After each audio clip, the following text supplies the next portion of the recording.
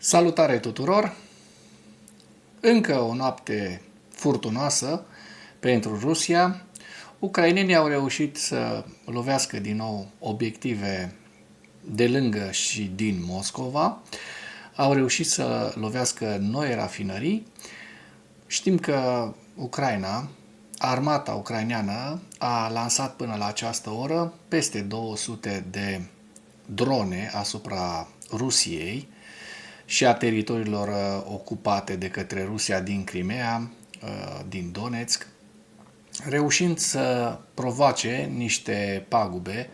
Până la această oră știm despre rafinăria de petrol din Ulianovsk, iar subiectele principale ale analizei noastre de astăzi sunt: unele aeroporturi din Rusia au fost închise, dronele ucrainene sunt doborâte deasupra Moscovei, iar grupurile publice raportează explozii la rafinării de petrol.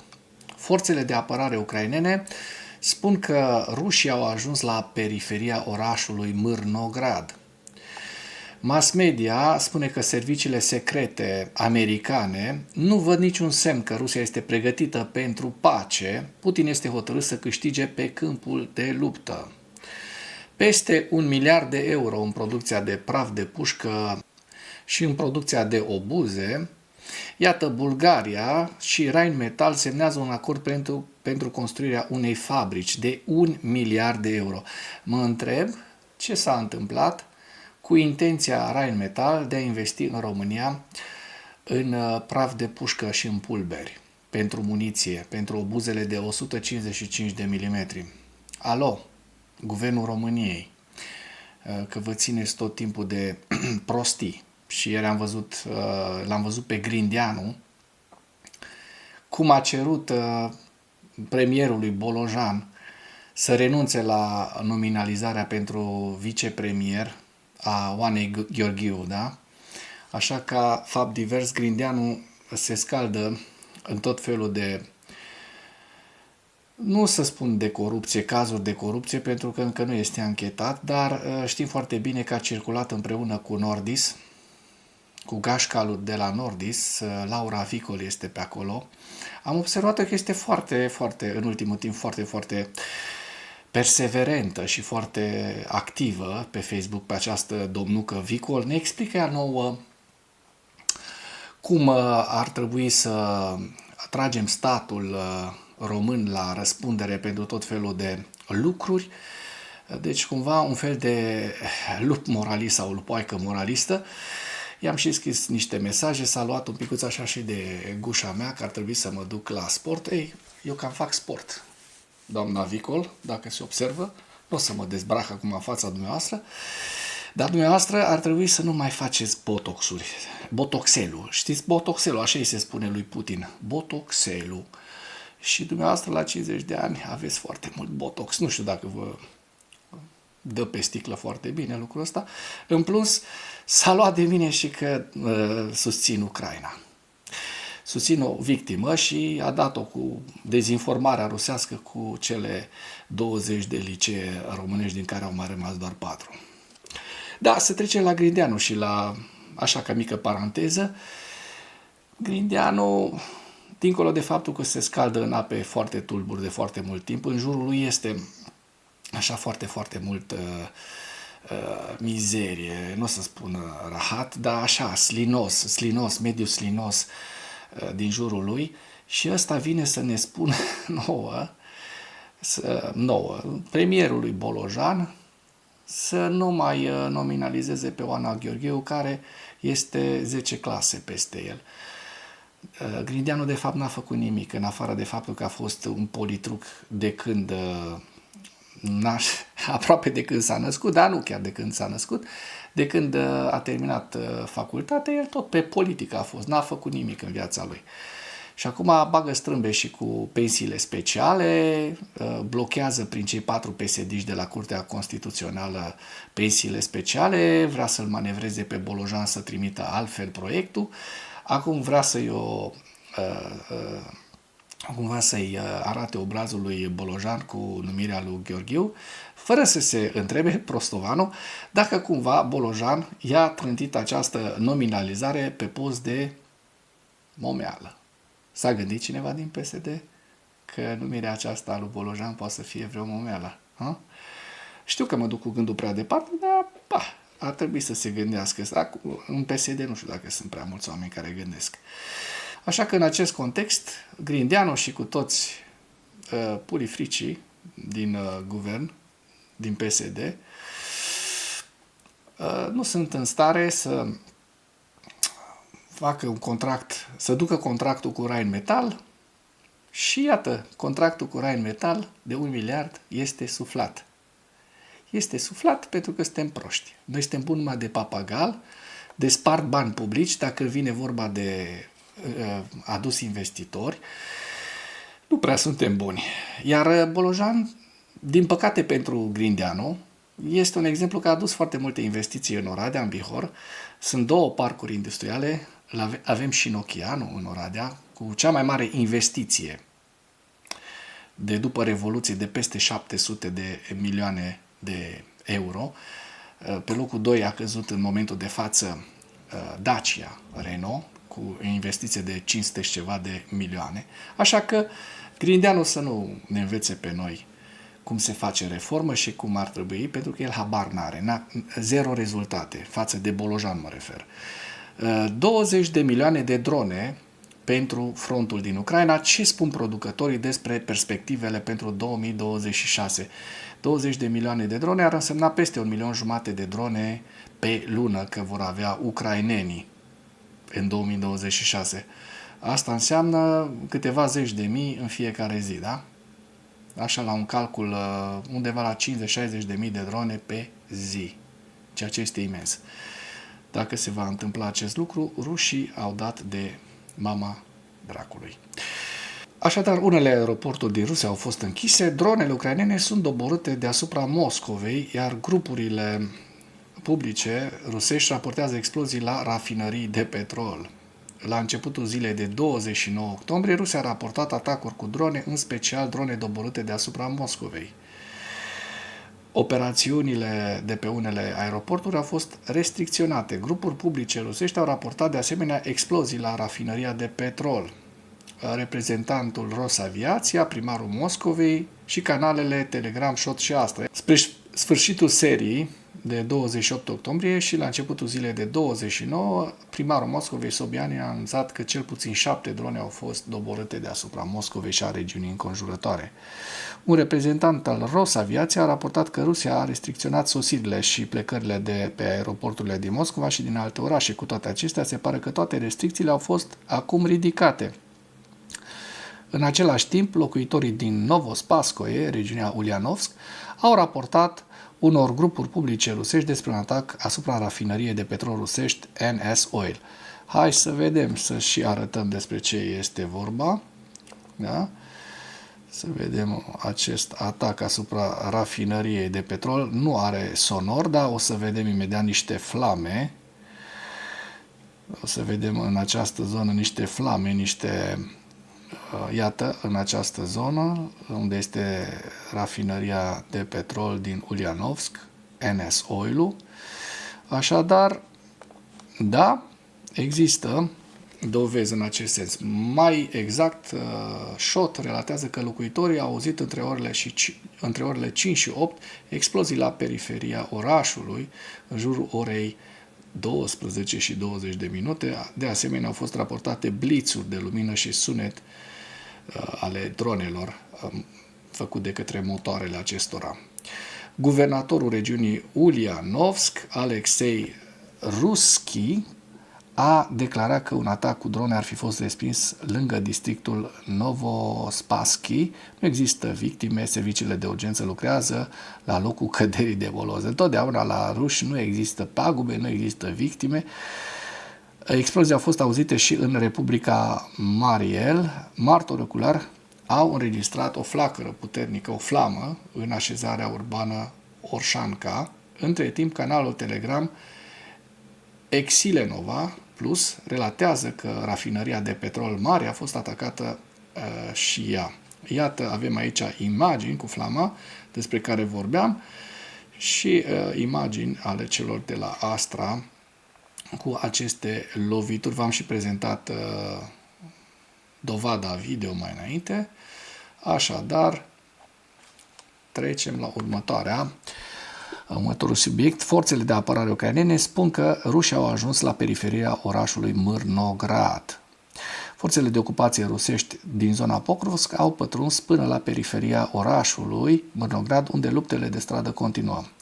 Capitanul Grigori Shapoval, purtătorul de cuvânt al Departamentului de Comunicație a grupului Forțelor de Est, a spus: acum, din păcate, inamicul a ajuns la periferia orașului Mârnograd, folosind nu doar artilerie și sisteme aeriene fără pilot, ci și infanterie și resurse tehnice. Forțele noastre de apărare ucrainene încearcă să reziste construind fortificații, dar situația este destul de gravă. Potrivit acestuia, luptele de stradă intense continuă, ceea ce face dificilă utilizarea anumitor tipuri de arme. Ce spune mass media? Serviciile secrete americane spun că nu văd niciun semn că Rusia este pregătită pentru pace. Putin este hotărât să câștige pe câmpul de luptă. Agențiile de informații americane nu văd niciun semn al disponibilității lui Putin de a face compromisuri în privința Ucrainei. Putin este mai hotărât ca niciodată să continue războiul. O evaluare recentă a serviciilor secrete americane a avertizat că liderul rus Vladimir Putin este mai hotărât decât oricând și vedem și de ce, pentru că Rusia continuă să avanseze așa câte puțin pe câmpul de luptă, deci să continue războiul din Ucraina și să câștige pe câmpul de luptă, potrivit unui oficial american de rang înalt și a unui oficial de rang înalt din Congres. O analiză prezentată membrilor Congresului American în această lună nu a găsit nicio dovadă că Rusia este dispusă să facă compromisuri în privința Ucrainei. Alte două surse familiarizate cu situația au declarat că evaluarea este în concordanță cu modul în care agențiile de informații americane și occidentale au perceput poziția regimului rus din februarie 2022. Însă acum, spun sursele, Putin este perceput ca adoptând o poziție mai agresivă ca niciodată. Deci singura soluție cu acest Putin este să fie falimentată Rusia. Altă soluție nu o să fie, pentru că rușii sunt iepurași care sunt trimiși pe front, sunt trimiși așa pe front cu lejeritate din partea lui Putin drept carne de tun și nu se vor revolta. Singura, foamea, disperarea și lipsa bănuțului cu care să finanțezi războiul. Bun. Casa Albă a refuzat să comenteze recenta evaluare a serviciilor de informații și a făcut referire la comentariile publice ale lui Trump privind acordul de pace. Așa cum a declarat președintele, despre Trump e vorba, acestea sunt sancțiuni masive împotriva a două dintre principalele companii ale lor. Știm foarte bine că au fost impuse noi sancțiuni, despre care speră că vor ajuta la încheierea războiului, a declarat oficialul într-un comunicat. Iată cum ne este suflat un contract de peste 1 miliard de euro în producția de praf de pușcă și obuze. Da? Bulgaria și Rheinmetall semnează un acord pentru construirea unei fabrici. Parcă fabrica asta trebuia să facă în România pe undeva, nu? Aveam și noi o fabrică în care creșteau copaci. Așa am înțeles de la ministrul economiei. Da, acum nu mai contează. O să crească în continuare copaci. Poate facem și o livadă acolo, să cultivăm pomi fructifere în loc să producem obuze și praf de pușcă. Bulgaria și gigantul european al apărării Rheinmetall au semnat un acord pentru construirea unei fabrici de producere a prafului de pușcă și a muniției de artilerie de calibru mare. Reuters relatează despre acest lucru. Acordul a fost semnat marți 28 octombrie pentru o valoare de peste 1 miliard de euro. Noi n-am avut încă în România nici o investiție străină de peste 1 miliard de euro. Vă spuneam la începutul materialului că cea mai mare investiție până în acest moment, de la Revoluție încoace, este fabrica Nokian de la Oradea, de peste 700 de milioane de euro. Oficialii au declarat că proiectul este important atât pentru Bulgaria cât și pentru Europa în ansamblu. Acest lucru se datorează faptului că țările din regiune încearcă să-și modernizeze capacitățile de apărare după invazia Rusiei în Ucraina. Fabrica va fi o societate mixtă între Rheinmetall și compania bulgară VMZ, în care compania germană va deține o participație de 51%, iar VMZ va deține o participație de 49%.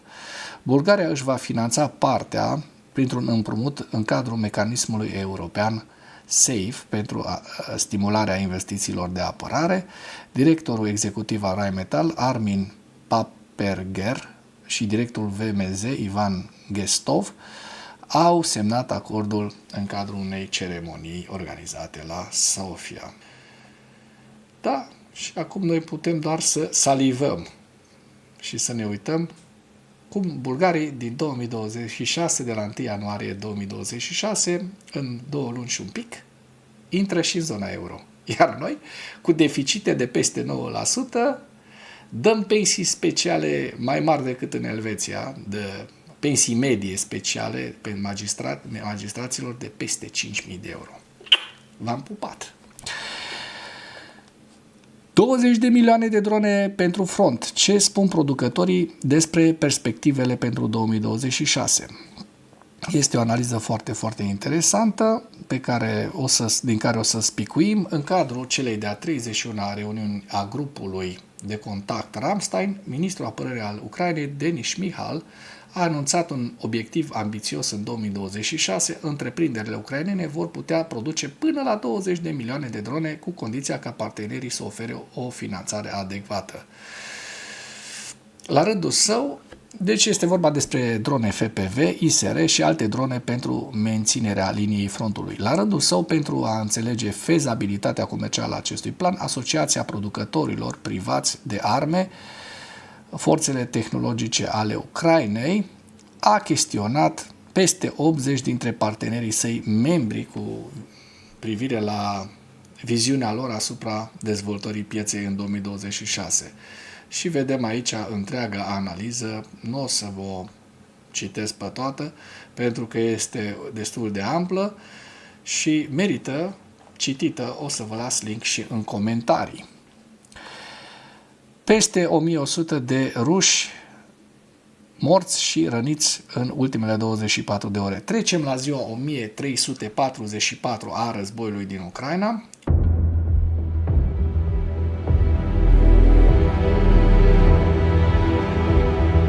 Potrivit celor de la Army Inform, care citează statul major al armatei ucrainene, pierderile rusești la data de 29 octombrie se ridică la 1150 de militari, 4 tancuri, 3 vehicule blindate de luptă, 20 de piese de artilerie și un lansator de rachete. Ucrainenii au mai reușit să doboare 313 drone de atac rusești. Și acum trecem la hărțile Deep State. Dăm un scroll să vedem dacă nu pe data de 28, așa cum se poate vedea, le avem pe data de 27 doar. Și o să vă prezentăm avansurile și modificările fronturilor în ultimele 24 de ore. Vedem că zona Pokrovskului, la sud de Pokrovsk, rușii au reușit un avans minor de aproximativ până într-un kilometru pătrat, eu zic aici undeva la 0,5-0,6 km pătrați, în timp ce ucrainenii, așa cum se poate vedea din această imagine, au reușit să consolideze pozițiile la nord de Pokrovsk, în zona Dobropile, așa cum se poate vedea hașurat cu albastru. Mai la nord, înspre Chasov, iar observăm că n-au existat modificări ale fronturilor și dacă dăm un ochi către Kupiansk, observăm că au existat modificări de trupe, așa cum se poate observa, dar n-au existat și modificări ale fronturilor, decât într-o linie foarte, foarte mică, așa cum se poate observa aici. Este vorba despre un atac undeva pe 2 km și vreo 200 de metri, da? Deci un atac rusesc, nu știu unde o să ducă acest atac, probabil rușii vor să ajungă în Pișanie, dar eu zic că oricând se poate sparge această linie a frontului dinspre Ivanivka de către ucraineni și atunci să fie aceștia prinși în încercuire. Vedem zilele următoare, că nu o să dureze săptămâni, dacă a avut vreun efect acest atac rusesc. În zona Vovchansk observăm că n-au existat modificări ale fronturilor, așa cum se poate observa din această imagine în ultimele 24 de ore, și mai dăm un ochi mic de tot pe zona Sumă, regiunea Sumă, unde, așa cum vedem, frontul este în acest moment foarte stabil. Trecem la evaluarea campaniei ofensive rusești la data de 28 octombrie în viziunea Institutului pentru Studiul Războiului. Cu principalele informații, forțele rusești au avansat recent în sud-estul orașului Mârnograd, la est de Pokrovsk, dar este puțin probabil ca aceste avansuri să provoace o prăbușire imediată a zonei ucrainene în direcția Pokrovsk. Și vedem aici, ni se prezintă această hartă de către cei de la Institutul pentru Studiul Războiului, de fapt și una mai în detaliu, unde observăm harta Pokrovsk-Mârnograd, unde rușii deja au intrat un pic în periferia orașului Mârnograd. Pokrovsk, așa cum se poate observa, este deja destul de contestat atât pe partea vestică cât și pe partea estică. Tacticile rusești din Pokrovsk au prins civilii din oraș la mijloc, intensificând riscul de vătămare generală a acestora. Președintele Zelenski a anunțat pe 28 octombrie că Ucraina și Suedia au convenit să localizeze producția de avioane de vânătoare suedeze Gripen în Ucraina. Kremlinul readuce la viață narațiuni din epoca sovietică despre victimizarea perpetuă a Rusiei în fața perceputei agresiuni externe într-o dublă încercare de a justifica viitoarea agresiune a Rusiei atât împotriva Europei, cât și a regiunii Asia-Pacific și mobilizarea pe termen lung a societății ruse. Deci ei se dau victime, dar de fapt ei sunt niște criminali de război. Ei joacă rolul victimelor care, vai mama lor, ei nu atacă, ei stau pe coada lor și alții de fapt sunt de vină pentru că ei fac ca dracu. Oficialii ruși par de asemenea să stabilească condiții pentru a justifica o militarizare suplimentară și o mobilizare la scară largă a societății ruse. Eu sper să intre această societate rusă cu tot cu statul și imperiul rus la pachet într-un faliment economic de proporții, care să ducă la prăbușirea ultimului imperiu care mai există în secolul 21.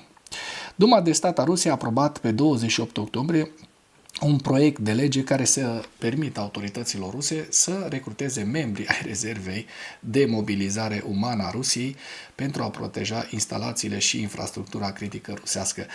Au rămas băieții fără cioloveci.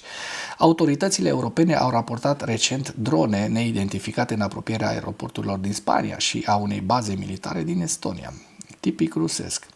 Oficialii europeni continuă să raporteze despre operațiunile hibride rusești din Europa din ultimii ani. Și vedem localizările unde au fost efectuate aceste operațiuni. Și în final vă mai spun că forțele ucrainene au avansat recent în zona tactică Kostiantinivka-Druzhivka, iar forțele rusești au avansat în zona tactică Kostiantinivka-Druzhivka și direcția Pokrovsk și marginal în zona tactică Dobropilea. Hărțile Institutului pentru Studiul Războiului la data de 28 octombrie cu regiunea Sumă, Kharkiv, Lugansk, Borova-Lăman, Donetsk, Kostiantinivka-Druzhivka, Kostiantinivka, Zaporojie, orașul Zaporojie și Herson. Și cu acest ultim detaliu închei materialul nostru de astăzi cu îndemnul: dacă ați găsit informații utile în acest videoclip, nu ezitați să-l distribuiți pentru a ajunge la cât mai multă lume. Mulțumesc mult!